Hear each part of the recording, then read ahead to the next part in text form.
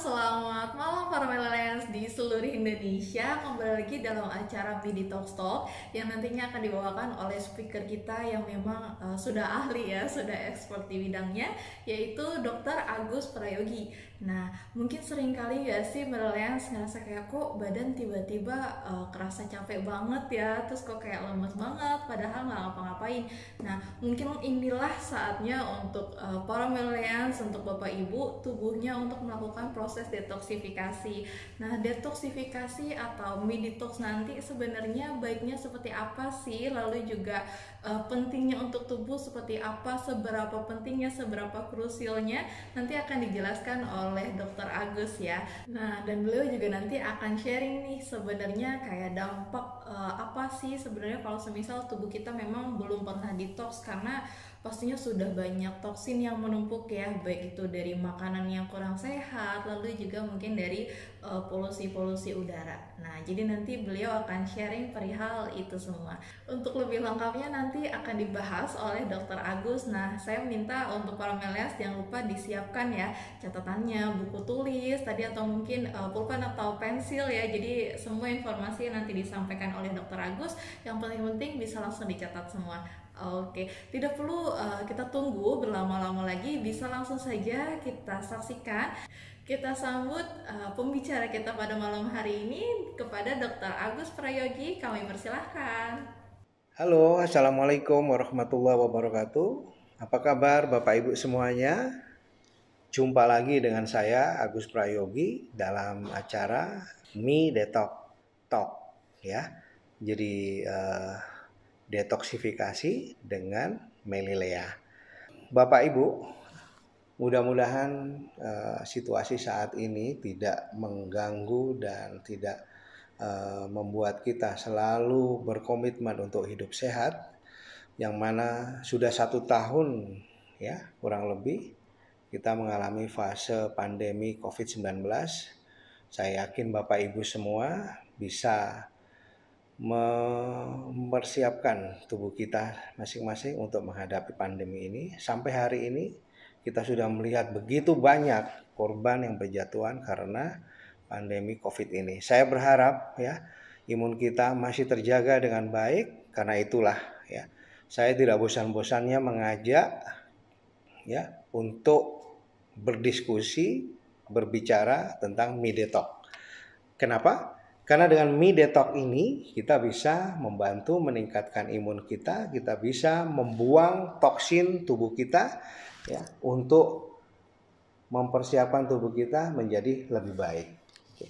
Bapak Ibu, kita akan membahas tentang beberapa hal ya, faktor-faktor yang tidak sehat selama ini ya, yang sering kita hadapi, bahkan bukan sering kita hadapi tapi sering ya sengaja kita dapatkan ya. Kemudian kita akan membahas tentang prioritas hal-hal apa sajakah ya yang bisa membuat tubuh kita menjadi lebih baik ya, seperti makanan alami, kemudian memilih makanan yang baik ya, kemudian apa sih tujuan Mi Detox ya, bagaimana cara melakukan Mi Detox dan bagaimana melakukan transformasi Mi Detox ya. Oke. Nah, sebagai ilustrasi Bapak Ibu, ibarat pohon, tubuh kita ini ya adalah kadangkala mengalami fase sehat, kadangkala mengalami fase sakit. Tapi pertanyaannya lebih sering mana? Sehat atau sakit? Nah, atau dalam kondisi moderate, ada di tengah-tengah ya.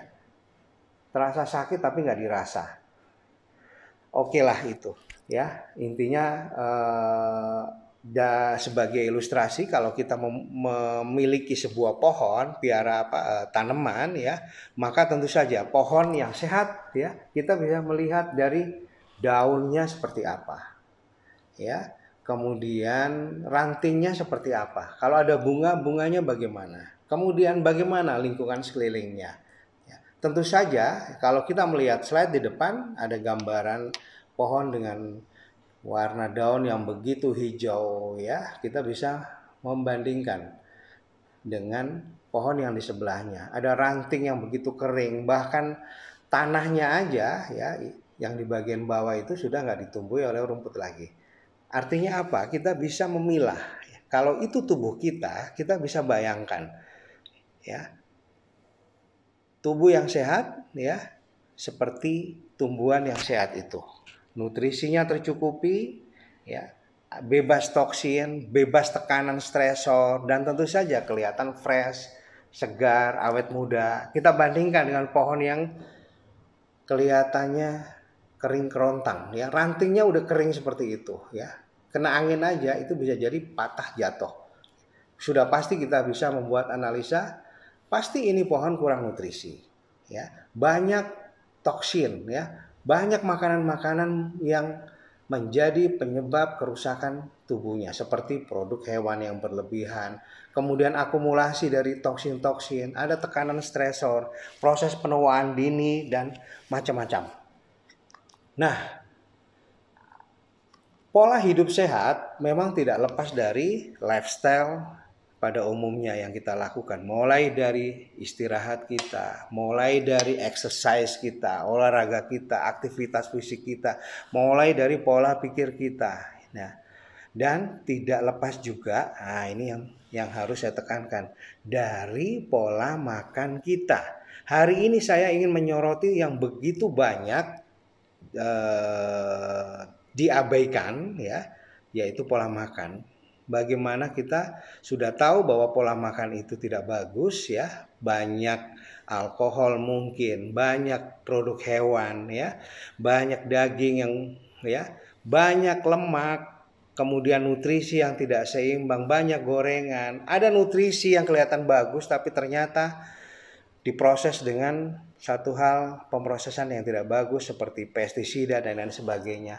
Ini semua adalah hal-hal yang perlu kita kaji dan perlu kita ingatkan kembali. Terlalu banyak alkohol, terlalu banyak daging. Orang menganggap bahwa ini makanan modern lah. Ya, saya bukan orang kampung, saya orang perkotaan. Tapi kalau mau jujur Bapak Ibu, di dalam daging itu apa yang terjadi? Kita nggak tahu proses perkembangbiakannya, peternakannya seperti apa. Apakah ada suntikan hormon? Apakah ada obat-obatan kimia? Ya. Nah, kemudian minumnya pakai alkohol, kemudian proses pemasakannya bagaimana? Apakah ada minyak trans di situ? Nah, belum lagi makanan yang lain, ya, cake, ya, minuman-minuman energizer sekarang, ya, yang ternyata, ya, menggoda sekali, tapi kandungan lemaknya yang begitu tinggi, kandungan gulanya yang begitu tinggi, bisa kita tebak. Apa yang terjadi kalau terus-menerus ini masuk ke dalam tubuh kita? Kemudian makanan yang kelihatannya enak ya, kelihatannya keren, mewah. Tapi ketika kita kaji, seratnya ada nggak sih? Nggak ada. Bahkan sudah sekarang lagi ada tren ini. Ada lagi viral nih, ya. Katanya diet yang bagus cepat menghasilkan, hanya mengandalkan olahraga dan makanannya nggak perlu serat, nggak perlu sayur buah. Nah loh, ketika ada korban, sekarang netizennya sudah marah-marah. Sekarang netizennya sudah membuli orangnya.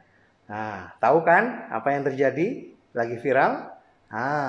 Nah, berikutnya di kanan kiri kita sekarang sepertinya nggak pernah lepas ya dari gorengan. Nggak pernah lepas dari makanan yang diproses ya sedemikian rupa, kesannya menarik, nikmat, enak, ya, siap saji, ya.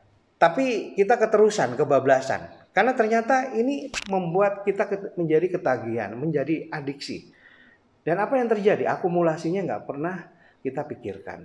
Ketika terjadi banyak hal penyakit yang disebabkan oleh pola makan kita, baru kita menyadari.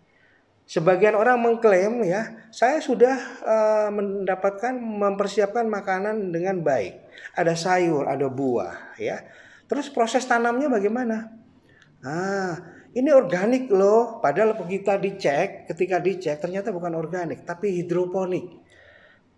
Beda loh hidroponik sama organik ya. Hidroponik ya masih pakai pupuk kimia loh. Ya. Organik nggak boleh ada bahan kimia sama sekali. Nah, jadi pemahaman ini harus kita perbaiki. Kalau tidak, kita akan menyampaikan ke lingkungan kita, ke anak-anak kita, ke saudara kita, ke teman kita, menjadi miss semuanya. Dan kalau udah jadi miss semuanya, sakitnya ya sudah akan nular kemana-mana. Ya. Nah, berikutnya, Bapak Ibu, banyak hal yang tanpa sengaja kita tidak sadari. Contoh ya, hari-hari kita konsumsi air minum kemasan mineral. Nah, hari ini karena kesibukan kita dan kita merasa bahwa ini keren loh mereknya. Ya, tapi kita lupa bahwa itu di situ ada bahan plastik. Ini bahan kimia loh. Ya, bahan plastik itu adalah hasil dari reaksi kimia. Nah, pertanyaannya ya, apakah aman? Banyak perdebatan tentang ini ya, dan kalau boleh saya sarankan ya, sebaiknya Bapak Ibu mewaspadai ya penggunaan bahan plastik sebagai bahan kemasan dalam makanan ini. Ada bahan-bahan plastik yang memang punya kategori food grade, tapi saya menyarankan ya, tolong jangan dipakai untuk daur ulang. Hari ini banyak ya kemasan minuman mineral kita diambil untuk daur ulang, kadang-kadang dipakai untuk diisikan dengan minuman-minuman yang lain ya, padahal rekomennya adalah sekali pakai. Apa yang terjadi? Itu sangat berbahaya. Belum lagi kalau kita meletakkan bahan plastik ini ya dengan suhu yang meningkat. Contoh, kita taruh di dalam mobil. Mobil kita parkir di luar. Tentu saja suhu ruangan mobil akan naik. Tentu saja bahan plastik yang ada di dalam mobil kita juga akan naik suhunya. Apa yang terjadi? Ada reaksi kimia Bapak Ibu. Ya. Jadilah di situ ya bahan kimia, contoh kasus adalah xenoestrogen.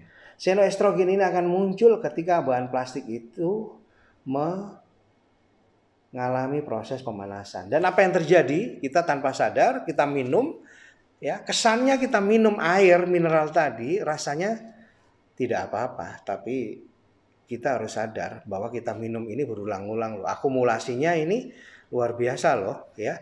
Dan xenoestrogen itu berpotensi membuat gangguan hormon. Ya, ini salah satu contoh. Dan kalau udah gangguan hormon, apa yang terjadi? Ibu-ibu bisa jadi kena kanker payudara. Laki-laki pun sama loh bisa. Ya, itu salah satu contohnya. Kemudian ya, ini salah satu toksin yang terus-menerus ya. Sampai akhirnya ya ada grade tertentu yang dinyatakan oleh BP POM ya. Ada kemasan plastik yang tidak mengandung bahan non BPE ya. Ada kemasan plastik yang mengandung bahan BPE. Tentu saja harganya berbeda ya. Bisphenol ya, ini adalah bahan yang berbahaya juga Bapak Ibu. Ini adalah 1-2 cerita yang saya sampaikan. Padahal dari bahan plastik itu sebenarnya lebih dari apa yang saya sampaikan hari ini. Lebih dari itu dan banyak sekali. Berikutnya makanan yang lainnya yang hari ini terus menerus terpaksa kita makan atau bahkan harus kita pilih atau bahkan karena kita suka kita makan. Hari ini siapa sih yang gak suka nasi? Hari ini siapa yang gak suka kentang? Hari ini siapa yang gak suka makanan manis?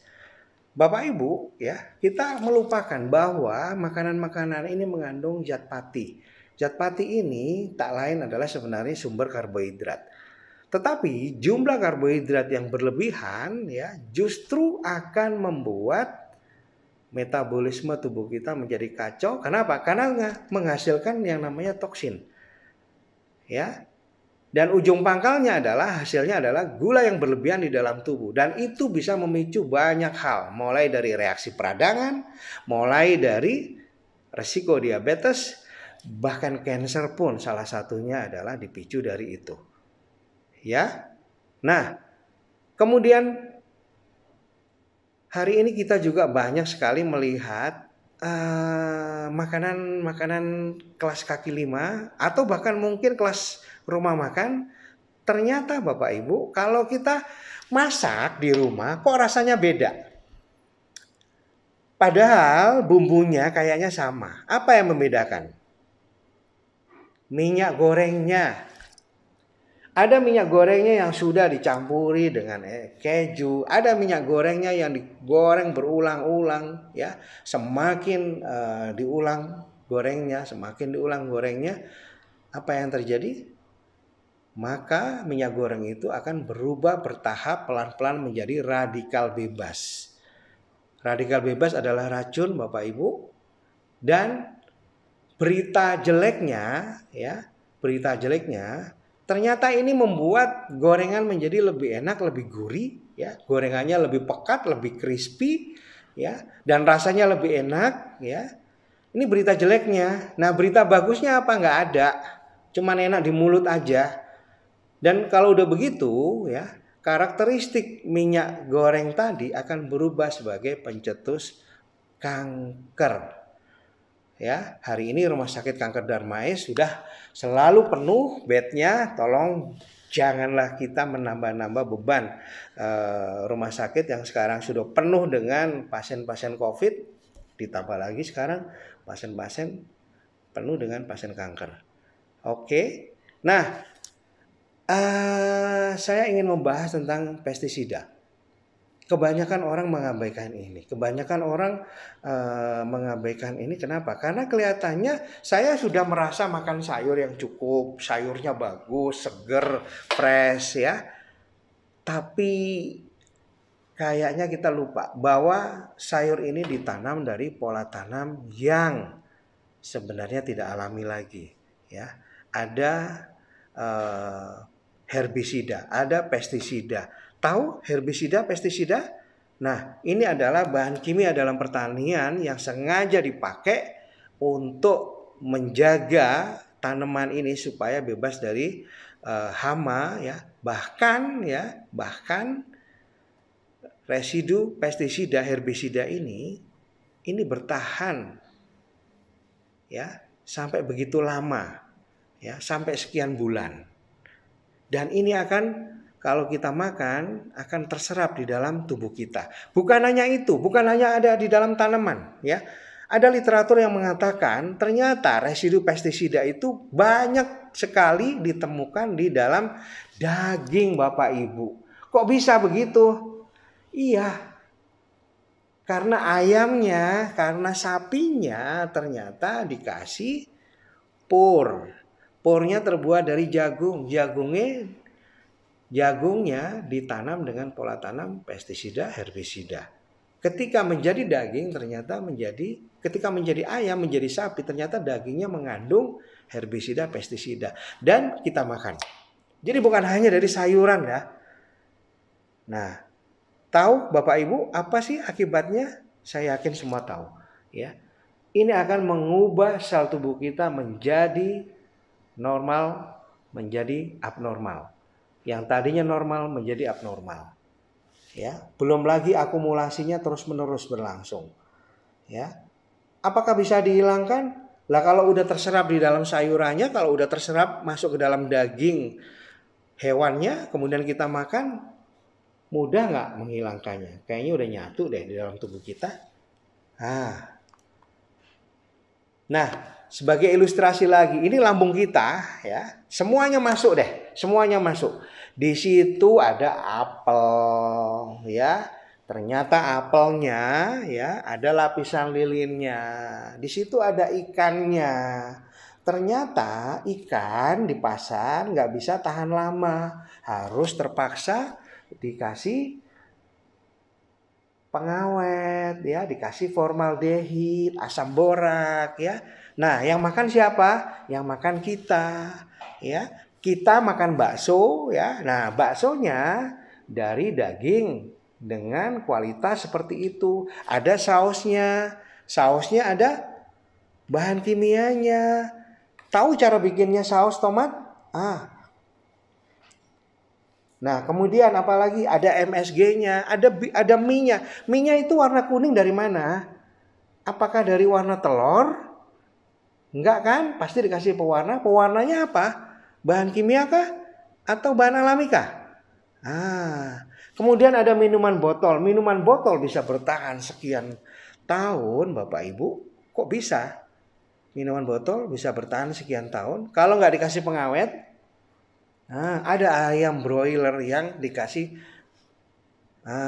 pur, bahan kimia, suntikan, antibiotik dan lain sebagainya. Ada sayuran yang pakai pestisida.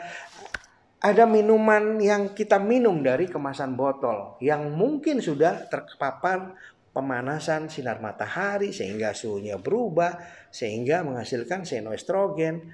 Nah, macam-macam. Ini semua masuk ke dalam lambung kita. Nah, pertanyaannya, apakah pernah kita menghitung racun yang masuk ke dalam tubuh kita? Kita hanya mengingat, wah enak sekali makanan ini, saya sudah kenyang, saya masih lapar, saya mau nambah, tapi kita tidak pernah berpikir, tidak pernah menyadari, ini makanannya akumulasinya bagaimana ya? Bapak Ibu, racun-racun yang masuk yang kita bahas sebelum tadi, ya, ini berpotensi mengubah karakteristik gen tubuh kita, mengubah sifat gen tubuh kita. Ya. Dari normal menjadi abnormal. Ya. Saya ulangi lagi, mengubah sifat gen dari normal menjadi abnormal.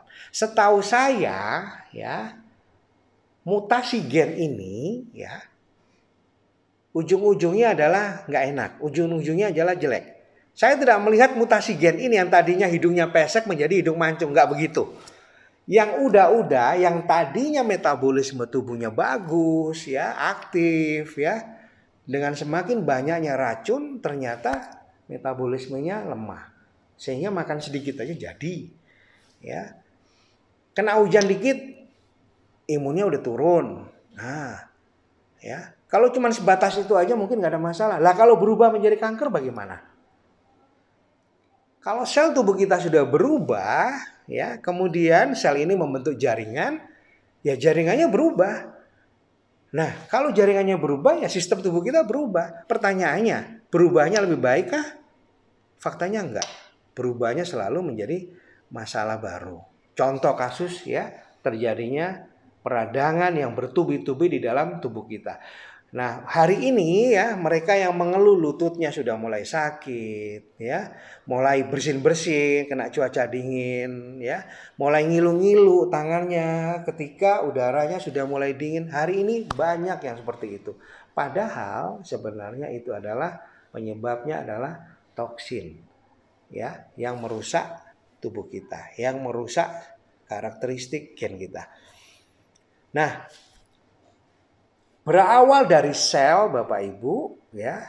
Kemudian sel ini tidak bisa memperbaiki diri, ya, tapi terpaksa sel ini harus membentuk jaringan, maka jaringan inilah menjadi jaringan yang tidak sehat. Selnya yang tidak sehat berubah menjadi jaringan yang tidak sehat. Nah, kalau sudah begini sistemnya yang terbentuk tidak sehat. Nah, kalau udah begini munculnya keluhan-keluhan, ya. Kerusakan sel tubuh, ya, kemudian terus ditambah terus dengan reaksi radikal bebas, peningkatan oksidasi, penambahan racun yang terus menerus yang tanpa kita sadari. Kita berdiri di pinggir jalan kena asap mobil, ya, kita berdiri di samping teman dekat kita kena asap rokok, ya, pelan-pelan jadi penyakit. Kalau penyakitnya sekedar batuk pilek, sekedar flu biasa is okay. Lah kalau berubahnya menjadi penyakit kanker bagaimana? Yakin? Mau nerima? Yakin gampang disembuhkan? Kayaknya pasti sedih semua deh kalau udah sakit kanker. Baik Bapak Ibu. Nah, sebenarnya toksin-toksin ini, ya, bisa kok kita kontrol, bisa kok kita ubah. Memang ada kalanya sulit, ya. Contoh, ya, toksin dari tanaman. Kalau kita toksin dari tanaman itu contoh bahannya adalah dari penanaman proses genetik modified, ya, pengaruh dari pestisida, herbisida, ya berarti kita harus pilih dong makanan atau tanaman yang organik, ya. Sulit, ya udah nanam sendiri aja. Kalau enggak sulit juga, pilih aja deh Greenfield Organic Melelea ya, daripada pusing-pusing. Nah, contoh yang lainnya adalah toksin dari makanan yang diproses ya. Makanan penuh dengan trans fats ya, dengan lemak jenuh. Makanan penuh dengan bahan kimia sintetik, ada gula, ada pengawet, ada pengenyal, ada pengembang, ada pemutih, pewangi, ada penstabil, ada antibiotik, ada hormonal, macam-macam. Ya, ada penguat rasa, ya. Ini semua adalah sintetik. Belum lagi gorengannya, belum lagi proses pemanasan yang tinggi ternyata juga mempengaruhi racun dalam makanan itu. Ya. Jadi milihnya bagaimana? Ya, kita harus bijak dong ya, mendingan masak sendiri deh daripada beli jadi. Kalau mau gampang simpel ya udah ngesek Melilea aja. Kan semua organik toh. Ya. Is easy ya, mudah sekali. Nah, berikutnya makanan dari hewani. Kenapa Pak dilarang makanan hewani? Bukannya nggak boleh, boleh. Tapi apakah kita hari ini bisa memilih makanan dari produk hewani yang diternak dengan proses alami? Kayaknya sudah sulit. Kenapa demikian? Rumput yang diberikan adalah rumput yang sudah terpapar pestisida, ya, suntikan hormon, ya, terpapar suntikan hormon dan lain sebagainya. Bahkan ada rekayasa genetika. Bibit hewaninya sendiri ini sudah rekayasa genetika. Nah, kemudian jumlah yang kita makan, berapa banyak yang kita makan? Apakah kita bisa mengontrol? Nggak lebih dari 15%? Faktanya enggak. Kalau sudah makan daging, kalau udah makan bakso, kayaknya itu diulang terus-menerus deh. Bahkan porsinya nambah. Nah, ini juga ya, pH tubuh kita akan berubah loh, menjadi lebih asam. Kalau pH tubuh kita berubah menjadi lebih asam, apa yang terjadi? Metabolisme tubuh kita akan kacau. Maka apa yang terjadi? Sistem imun kita pun akan kacau. Sistem regenerasi kita pun akan kacau. Nah, berikutnya adalah faktor gaya hidup. Ini gaya hidup kayaknya sulit ya. Karena tuntutan, kondisi. Ya, hari ini kita sudah merasa easy dengan kebiasaan kita. Padahal kebiasaan kita itu kurang tidur. Padahal kebiasaan kita itu terlalu lelah. Padahal kebiasaan kita itu terlalu stres. Ya, sehingga apa yang terjadi? Ya, recovery tubuh kita yang akan kita maksimalkan pada saat tidur pun tidak terjadi. Belum lagi faktor lingkungan. Ya, hari ini kita minum aja itu dari air mineral yang katanya bagus, ternyata sudah terpapar xenoestrogen, sudah terpapar bahan bisphenol, ya. Nah, kemudian lagi banyak, ya. Kita mandi pakai sabun, ya. Kita milih sabunnya yang penuh dengan busa berlimpah seperti yang ada di iklan-iklan itu. Apa yang terjadi? Busa yang berlimpah itu adalah deterjen. Dan yang layak mendapatkan deterjen adalah kain Bapak Ibu, bukan kulit kita. Hari ini kita alergi kalau mandi ya, pakai sabun yang busanya sedikit. Kalau tidak terasa keset, katanya sabunnya jelek. Padahal yang terasa keset itu adalah karena reaksi dari bahan kimia dari sabun kita. Kita justru merasa bangga, waduh ini bersih nih badanku. Padahal itu adalah deterjen. Dan itu terus menerus. Hari ini pakai parfum. Kayaknya semua deh pakai parfum. Hari ini pakai lipstick. Hari ini pakai sunblock. Kosmetik dan lain sebagainya. Pertanyaannya, amankah kosmetik Anda? Tiap hari loh. Sampai dokter kandungannya aja ngingetin, kalau ibu lagi hamil tolong berhenti dulu deh pakai kosmetik. Karena ternyata ada bahan-bahan yang memang tidak diharapkan. Karena apa? Kulit kita ini menyerap racun Bapak Ibu. Ya, ada merkuri, ada hidroquinone, dan itu masuk ke dalam plasenta bayi. Ya, tentu saja tidak baik dong. Ya, nah ternyata Bapak Ibu dari analisa ya data ternyata hanya 5% dari seluruh total populasi di bumi ini yang benar-benar sehat.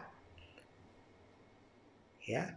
75% itu berada pada fase setengah sehat. Orangnya kelihatan fine-fine aja, tapi kalau kita analisa ternyata sudah penuh dengan bibit penyakit. Ya. Maksudnya begini, tubuhnya sudah begitu banyak bibit penyakit, ya, baru muncul gejala-gejala ringan dan ternyata diabaikan. Belum sampai jadi penyakit. Dan ini terjadi pada kasus 75% penduduk di dunia. 3/4 penduduk di dunia dalam kategori ini. Ya.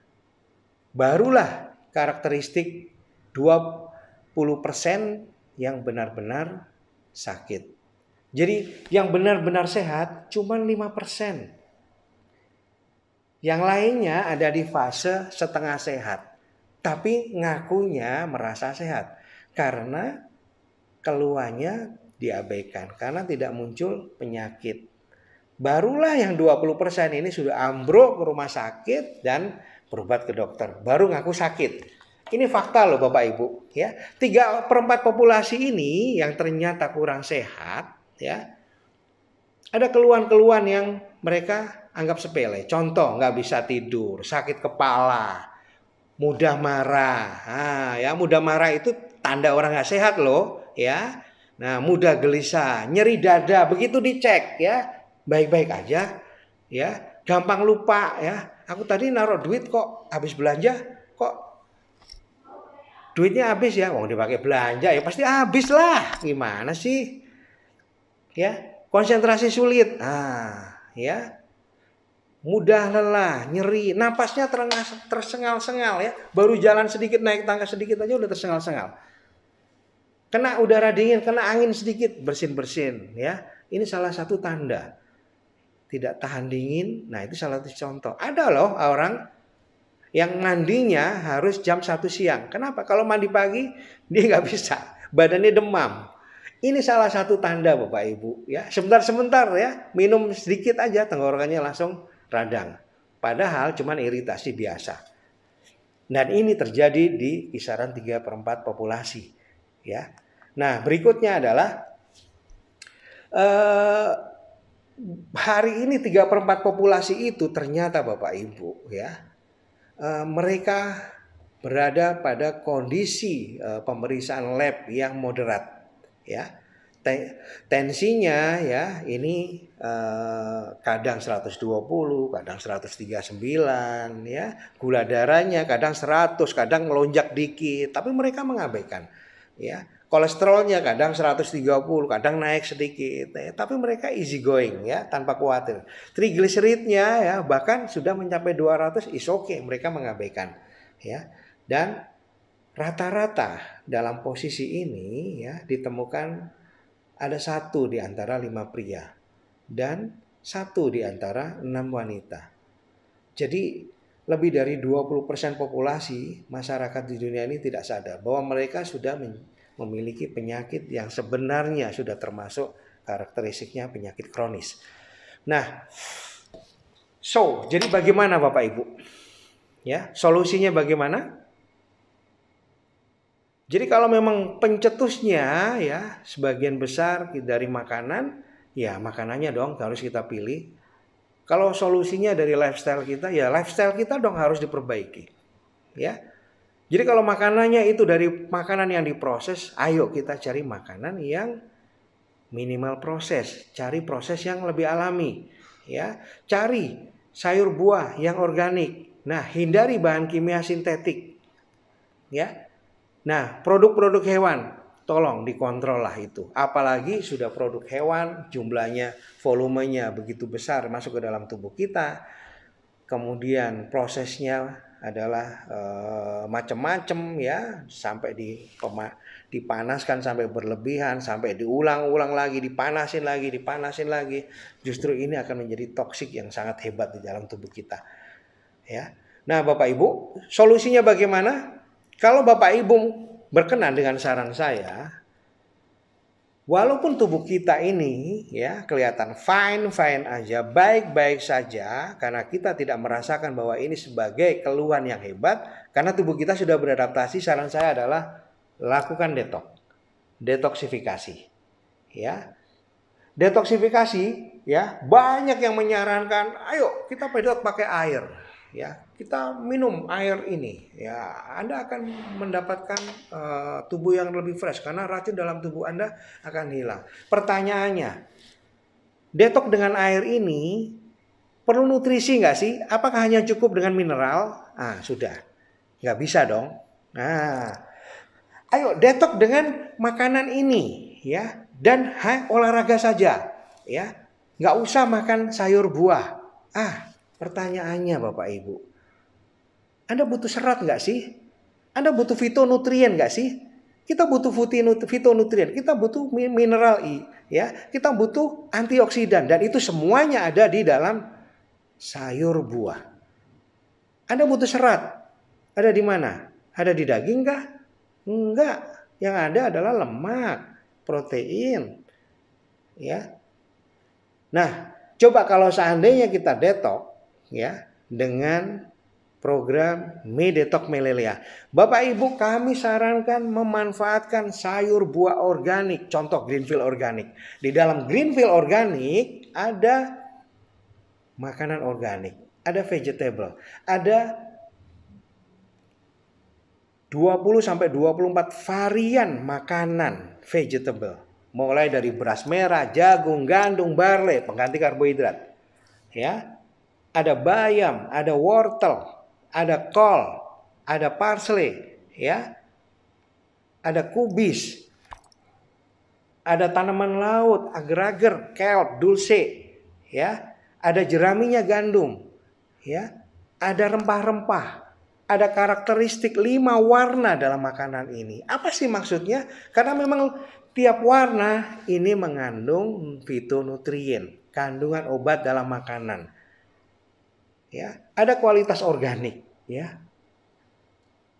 Ada raw food, makanan mentah. Kok mentah, Pak? Iya, kalau makanan itu sudah diproses apalagi berulang-ulang, gizinya rusak, Bapak Ibu. Ada item yang begitu banyak dan mencukupi. Kok begitu, Pak? Iya. Kita butuh nutrisi dengan karakteristik warna merah, di situ ada beta karotin, ada lycopene, ya. Kita butuh warna ungu, ada antosianin, anti cancer. Kita butuh warna emas. Di situ ada apa lagi? Macam-macam. Kita butuh warna hijau, ada klorofil. Jadi nggak cukup hanya 1 item, 2 item, apalagi diproses dengan pemanasan. Dan dalam Greenfield organik ada whole food, makanan utuh. Jadi Bapak Ibu, kalau kita makan bayam di sini ada akar, batang, bunga, daun. Loh, kok bisa, Pak? Iya, kita butuh bagian akarnya, kita butuh bagian batangnya, kita butuh bagian daunnya, bahkan bunganya kita butuh. Kalau ada beras merah, kita butuh jeraminya, gabahnya kita butuh. Kalau gandum, kita butuh jeraminya gandum, kita butuh gandumnya juga, kita butuh juga jeraminya gandum, gabahnya gandum, itu kita butuh. Ya. Hari ini banyak yang berusaha mencari bekatul. Sebenarnya itu adalah karakteristik dari whole food, dari beras. Nah, Bapak Ibu dapatkan ini semua. Ada rempah-rempah, ya. Karakteristik rempah-rempah buat apa sih? Kalau orang masak pakai rempah-rempah itu bukan hanya sekedar untuk rasa loh Bapak Ibu, tapi kita juga butuh komponen obat dalam makanan, ya. Di mana rempah-rempah mampu menetralisir racun, menstabilkan gula darah, anti cancer, dan banyak, ya. Dan ini Anda bisa dapatkan dengan Me Detox. Jadi ya, dengan Me Detox Anda akan melaksanakan satu detox dengan makanan alamiah. Ya, Anda harus bisa, kita harus bisa memilah, ya. Kita detox dengan nutrisi yang sintetis atau nutrisi yang asli. Di dalam Greenfield organik ada proses Sining yaitu dengan dibuat lembut saja, just itu. Tapi kalau nutrisi sintetik ya sudah diproses dan lain sebagainya, maka jadilah prosesnya adalah proses ekstraksi. Kalau proses ekstraksi bagian-bagiannya banyak yang hilang. Ini sudah tidak alami lagi. Tapi dalam proses green organik ya hanya proses penghancuran saja. 100% bahannya alami, masih utuh dalam bentuk sayur. Ya, dan ini adalah hasil dari organik. Ya. Dan ini tidak bisa kita bandingkan dengan nutrisi sintetis yang lainnya. Kandungan nutrisinya masih lengkap, komponen ragamnya masih lengkap, dan tidak boleh ada bahan kimia. Sementara nutrisi sintetis ya mengandung bahan kimia, bahan pengawet dan lain sebagainya. Kita harus jeli dan bijaksana. Ya. Dan jadi makanan alami yang terbaik ini ya tentu harus ya makanan yang benar-benar alami, bukan makanan yang diproses sedemikian rupa di laboratorium, ditambah esen, ditambah pewarna dan lain sebagainya. Ya. Nah, makanan yang alami adalah makanan yang tumbuh dari pola tanam yang bagus. Di situ ada nutrisi yang maksimal. Di situ ada serat pangan, di situ ada enzim, ada vitamin, ada mineral, ada trace elemen basic untuk pertumbuhan. Bukan hanya untuk mengenyangkan, tapi untuk maintenance tubuh, perbaikan sel, bahkan untuk pengobatan. Makanan yang alami ya, karakteristiknya dia bukan hanya sebagai anti-aging, bukan hanya sebagai anti radang, tapi juga sebagai anti penyakit. Bahkan anti cancer. Karena memang apa? Karena di dalam makanan yang alami ya dengan item yang mencukupi dengan kualitas yang bagus, di situ ada anti cancernya Bapak Ibu. Di situ ada fitonutrien ya. Di situ ada obat dalam makanan. Nah, saya sangat menyarankan ya konsumsilah sayur, buah, biji-bijian, kacang-kacangan ya. Dan jika Bapak Ibu sulit untuk melakukan ini, Anda bisa mengkonsumsi Greenfield organik ya sebagai standar patokan ya dalam penelitian American Institute Cancer Research ya per hari disarankan adalah 30 gram serat. Nah pertanyaannya Bapak Ibu, apakah kita nyampe 30 gram serat per hari? Orang Indonesia mungkin perempuan 25 gram serat, tapi itu pun saya sering menemukan kasusnya sudah sangat minimal. Mereka lebih suka makanan yang katanya makan sayur tapi faktanya cuma kuahnya doang. Nah, jadi solusi yang paling mudah adalah Greenfield organik dan kebutuhan ini Anda akan bisa dapatkan. Karena apa? Bukan hanya serat tapi semuanya Anda dapatkan. Jadi ada anti aging ya, di mana anti aging ini adalah sebenarnya anti penuaan. Anti radikal bebas ya. Di dalam makanan-makanan alami itu banyak sekali, mulai dari vitamin C, vitamin E, vitamin B kompleks, selenium dan lain sebagainya. Belum lagi karakteristik warna dengan item-item tertentu seperti beta karotin, warna merah, ungu ya atau cyanin, anti cancer, hijau, klorofil dan masih banyak lagi. Nah, Bapak Ibu, tubuh kita ya ibarat tanaman ini perlu disiram loh tiap hari, perlu kena sinar matahari ya.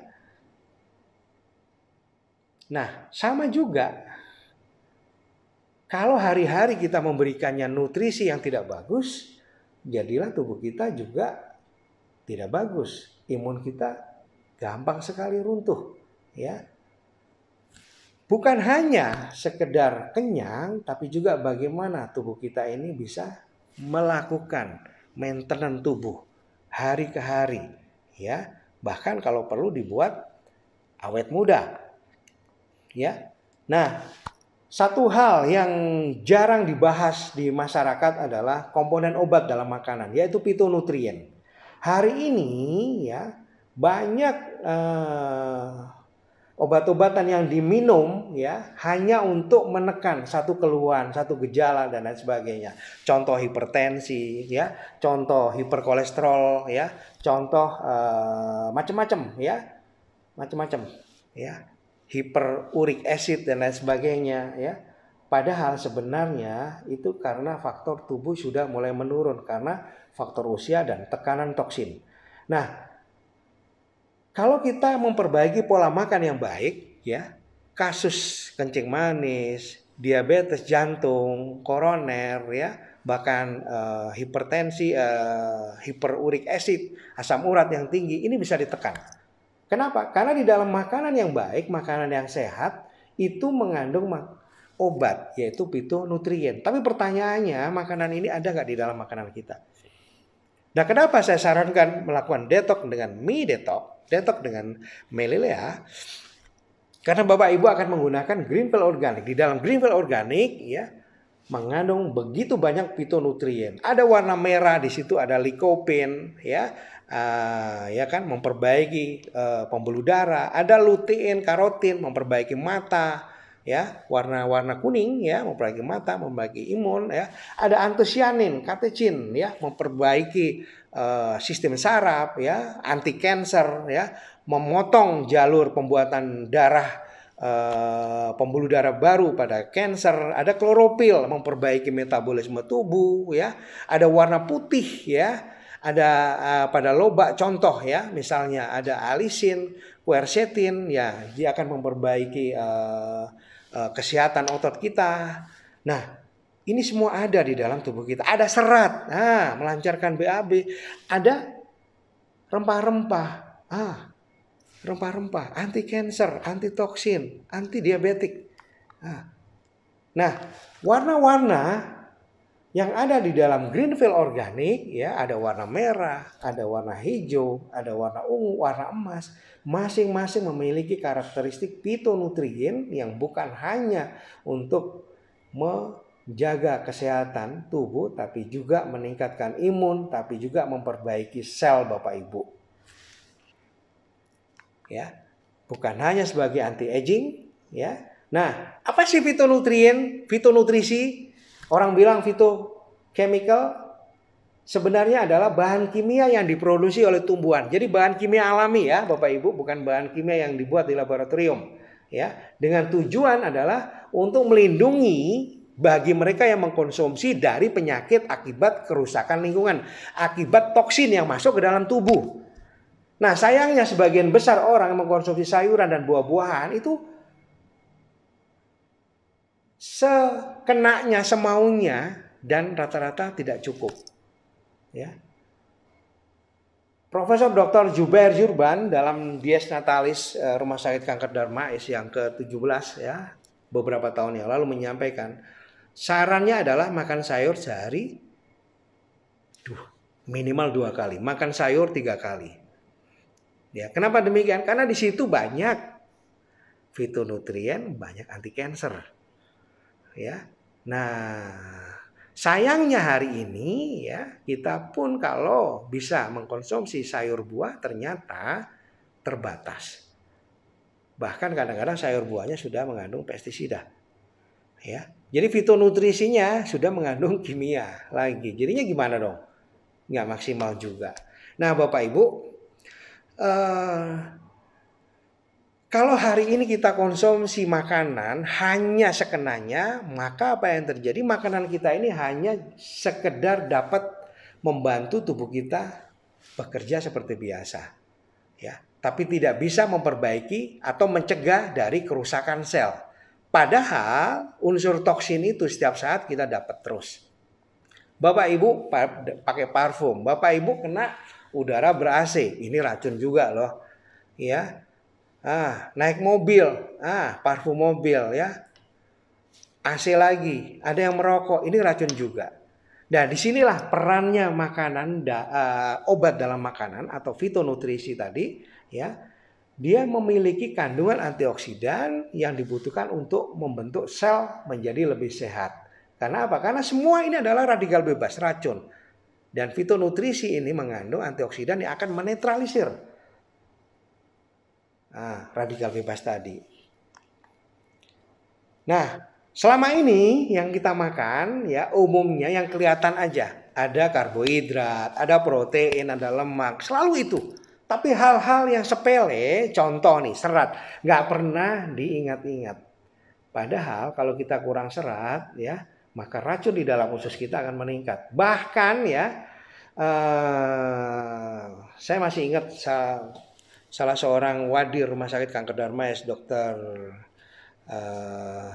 Abidin Wijanarko menyampaikan, ya, kalau kita kekurangan serat dan terlalu banyak konsumsi makanan berlemak, maka ini akan membuat adeno-CA kolon, akan membuat kanker usus.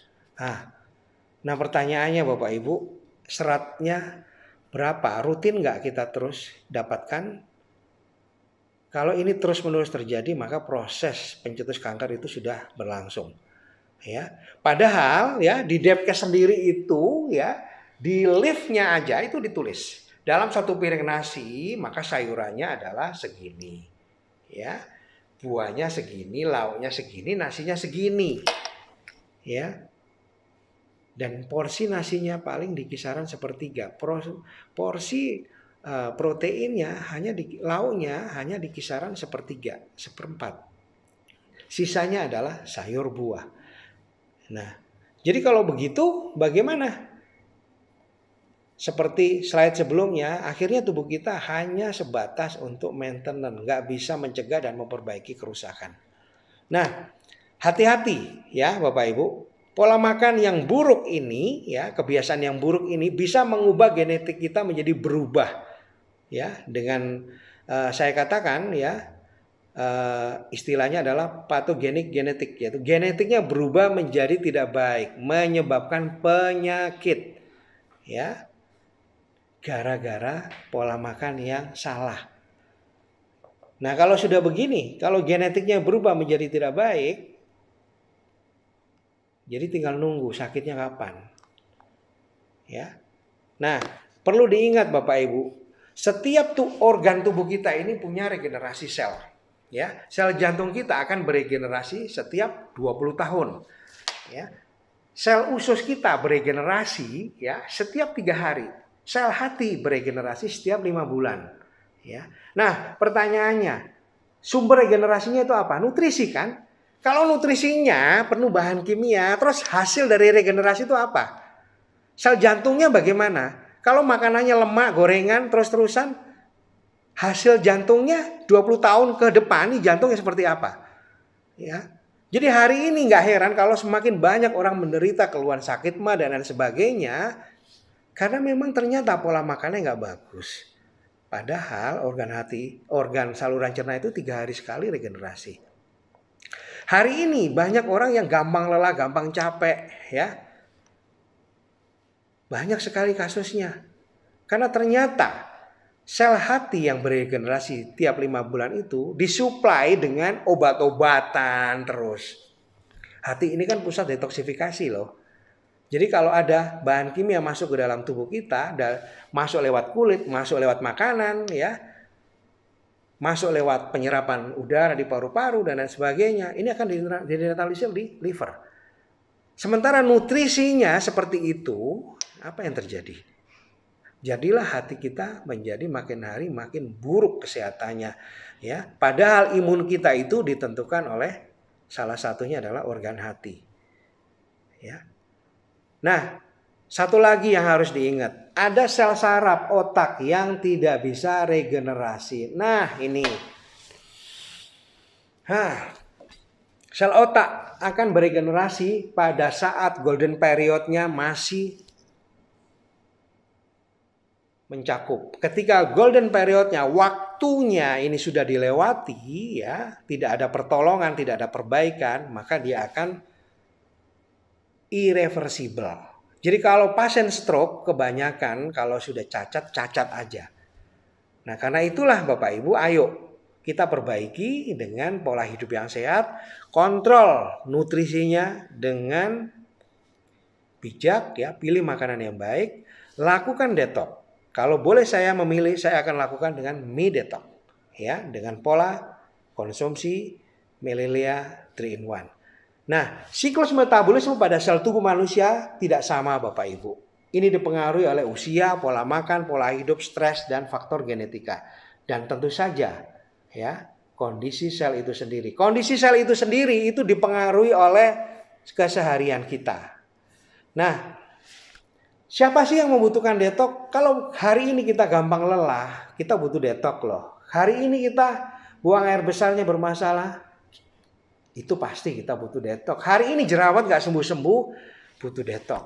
Hari ini yang stres karena pekerjaan dan sebagainya, kita butuh detox loh.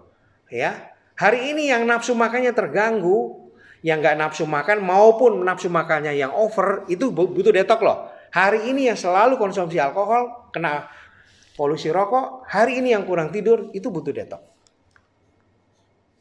Nah, Medetox ini dibutuhkan untuk semuanya, untuk anak kecil, ya, untuk orang yang stres, untuk orang yang sibuk, untuk orang yang tumbuh kembang, ya, untuk remaja, untuk bagi mereka yang ingin kulitnya cantik. Kenapa? Karena semua sel kita ini ya akan beregenerasi berasal sumbernya dari nutrisi yang bagus.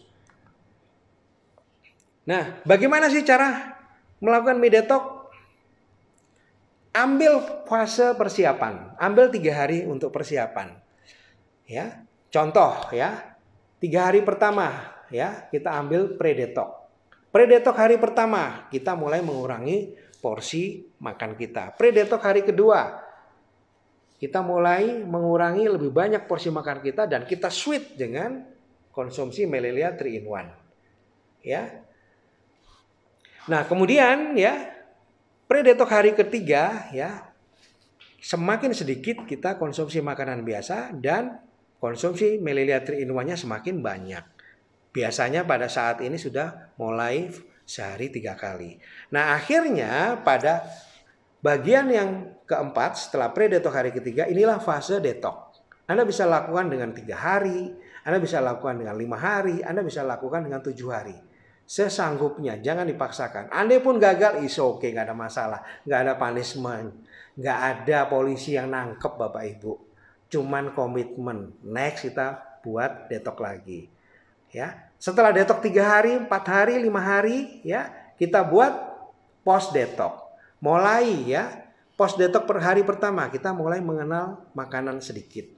Post detox hari kedua sedikit lebih banyak. Ya, post detox hari ketiga ya, lebih banyak lagi pola makanan biasanya. Tapi jangan lupa konsumsi Greenfield organik dan Melalia yang lainnya tetap porsinya. Jadikanlah itu takaran yang fix buat lambung Anda, buat tubuh kita. Dan tentu saja harapannya adalah next kita buat Medetox lagi. Nah, Bapak Ibu ya, buat Medetox ini dengan cara yang mudah dan cara yang ringan ya.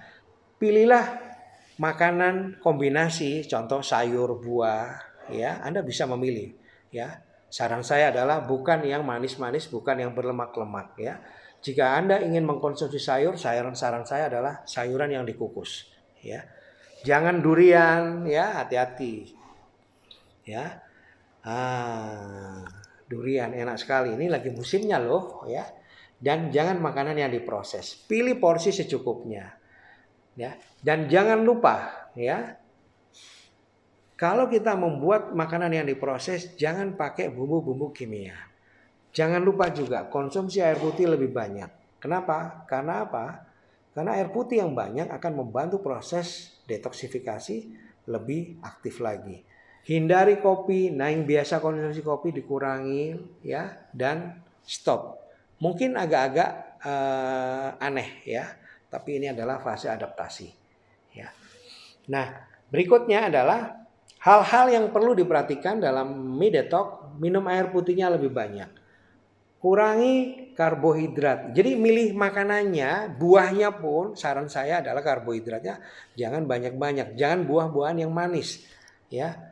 Contoh ya, jangan ambil nangka ya, tapi contoh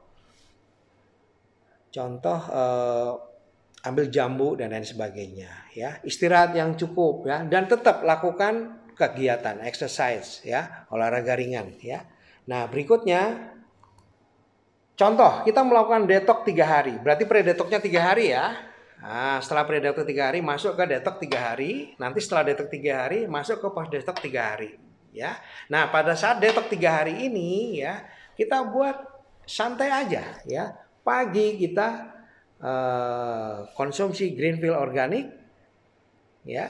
Kemudian saya mau variasi, silahkan. Anda bisa makan buah-buahan ringan ya. Contoh ya, apel. Silahkan seperti itu. Nah, jam 9 ya, snack time ya. Kita buat snack yang ringan ya, snacknya dari buah dan sayur aja ya. Nah, sambil ngesik Greenfield organik Melinda 3 in 1. Nah, di tengah hari kita bisa makan besar. Makan besarnya ngesik Melinda 3 in 1 lagi dong. Ya, Bapak Ibu bisa pakai salad, kombinasi salad dan lain sebagainya ya, atur aja ya. Nah, kemudian jam 3 kita bisa buat konsumsi Greenfield organik lagi ya, dengan kombinasi buah, pisang atau apa atau jamu.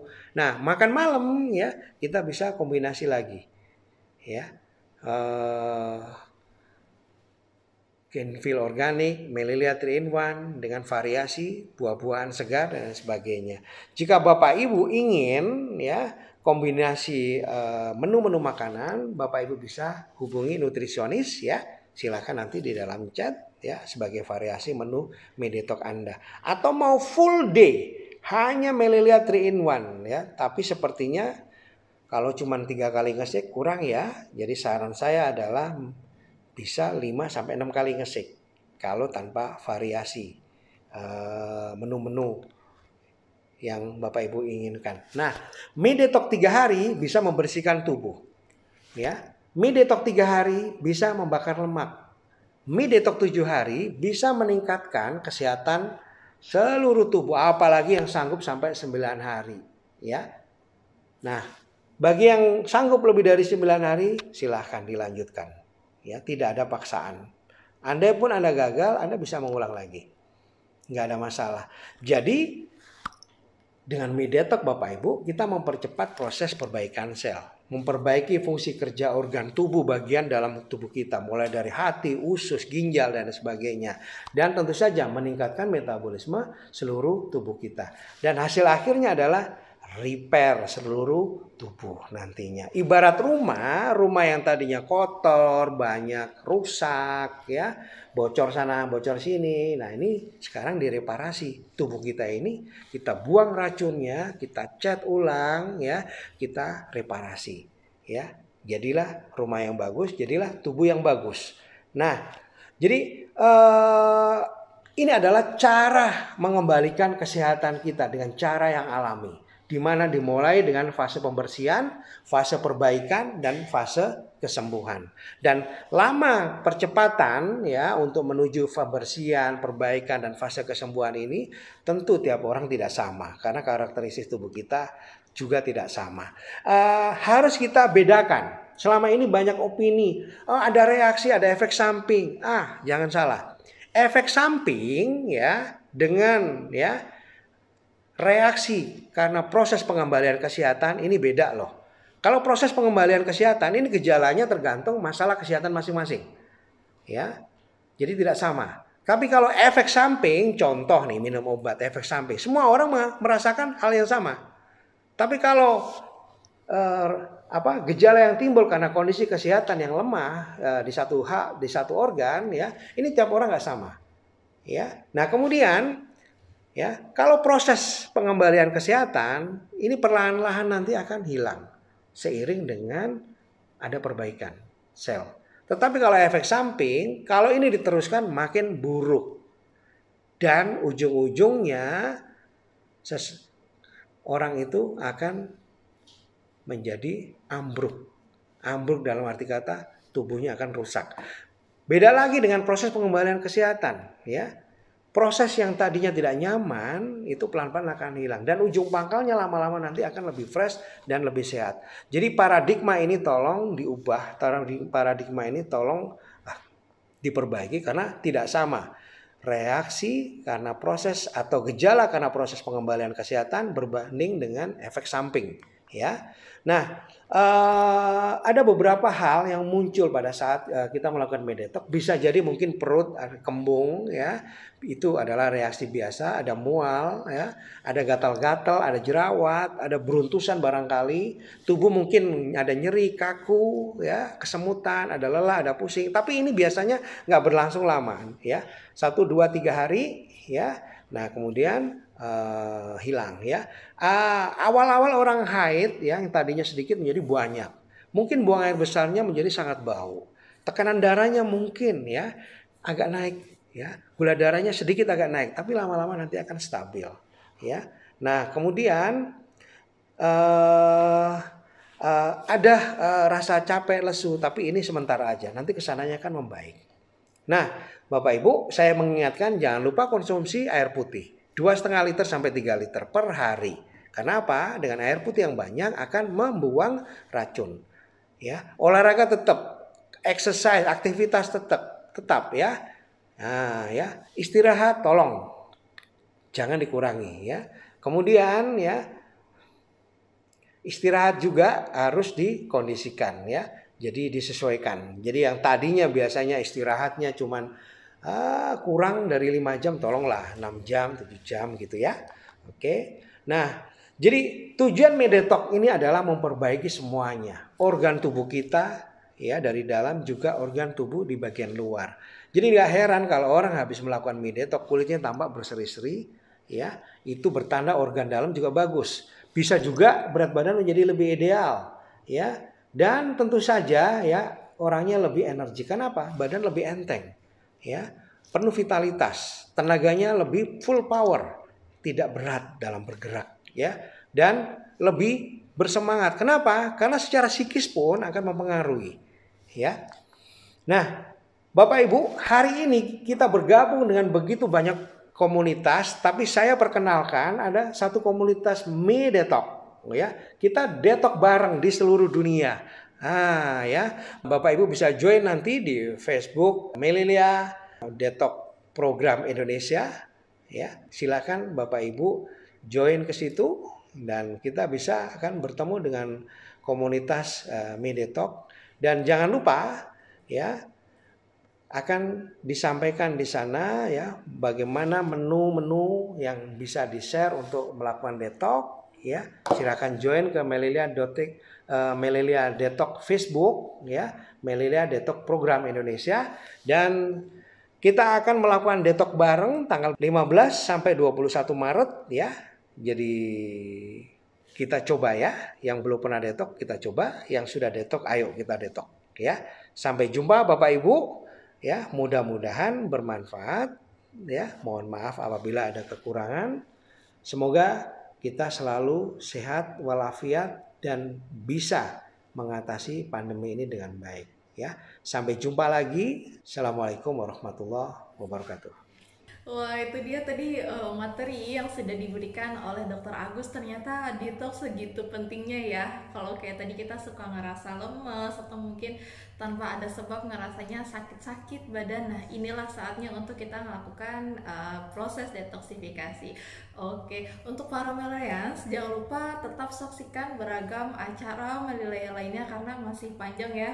Karena memang masih di awal bulan ya, jadi pastinya akan ada banyak rangkaian acara. Untuk itu, para millennials, Bapak Ibu jangan sampai ketinggalan acaranya. Untuk tahu informasi-informasi bisa kita follow ya di sosial media kita. Baik itu ada di Instagram, lalu juga ada di YouTube, lalu ada di Facebook, Facebook juga ya, lalu juga TikTok. Nah, semisal memang Bapak Ibu punya keempat-empatnya langsung di follow semua dan juga di share ya ke keluarga atau mungkin ke kerabat Bapak Ibu semua. Nah, wah, nggak terasa ya kita sudah sampai di penghujung acara. Untuk para millennials tetap stay tune ya, tetap saksikan beragam acara dari Mililea. Saya Feni pamit undur diri. Selamat malam, sehat selalu semuanya.